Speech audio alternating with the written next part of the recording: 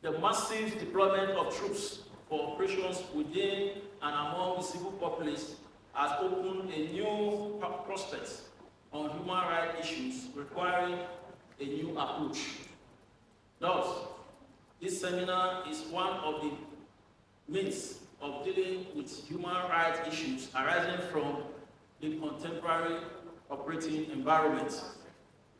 The seminar also exposes participants to the values and perspectives of organizations engaged in human rights advocacy and the protection of civilians whenever the Nigerian Army is deployed for internal security operations.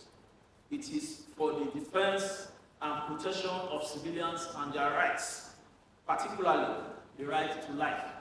The Nigerian Army feels the need for this all-important seminar.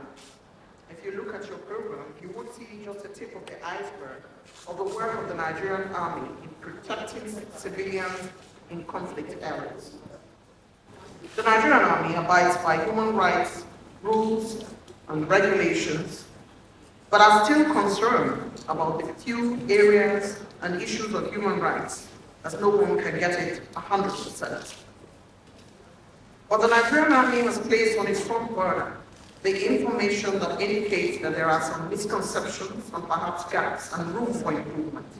Today, we all have the opportunity to share perspectives from either side of the aisle, non-governmental organizations, citizens, policymakers, and work towards improvement, both by the Army and all stakeholders.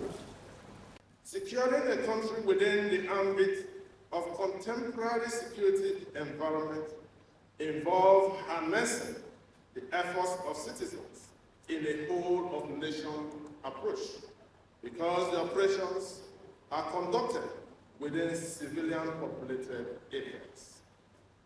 Hence, the Nigerian Army Human Rights Seminar was conceptualized to engage organizations, security agencies, media, and other stakeholders involved in human rights advocacy and the protection of civilians in conflict areas on issues relating to human rights during conflicts. The protection of civilians and their basic rights require special attention, as it takes up a lot of field commanders' time. This aspect of warfare and conflict management require the harnessing of the potentials of other actors within the multidimensional operating environment. Under some circumstances, civilians have borne the brunt of this conflict.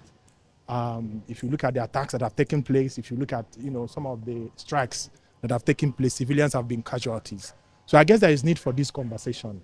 How do you ensure that under an insurgency, you protect the rights of civilians? Because the primary responsibility of every state is to protect the lives and properties of its citizens.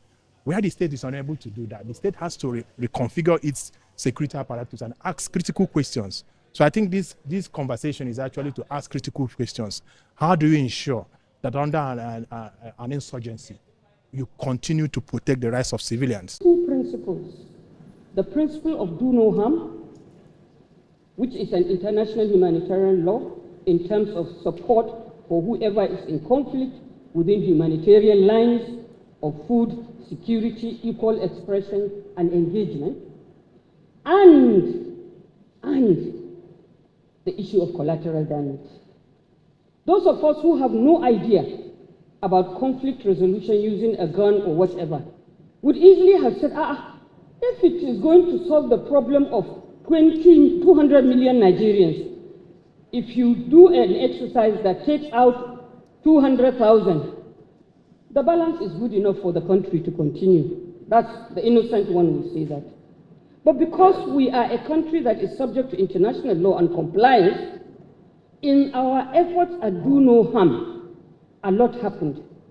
And I recall the blessed memory of General Inyada, who was then serving along with me as special advisors to Chiwa Danjuma. I still am serving under him as the chair of the Nigerian Victim Support Fund. we then discovered that under this principle of do no harm, Boko Haram was being empowered. How? It took almost a year to settle the Nigerian Army and the international community along the lines of the conflicts, along the lines of what we saw as a reality under compliance with the do no harm principle. So for me, whatever we discuss under human rights, I see it as a very, very fine line of who is in it, whose interest is uppermost. Is it a question of numbers or a question of location?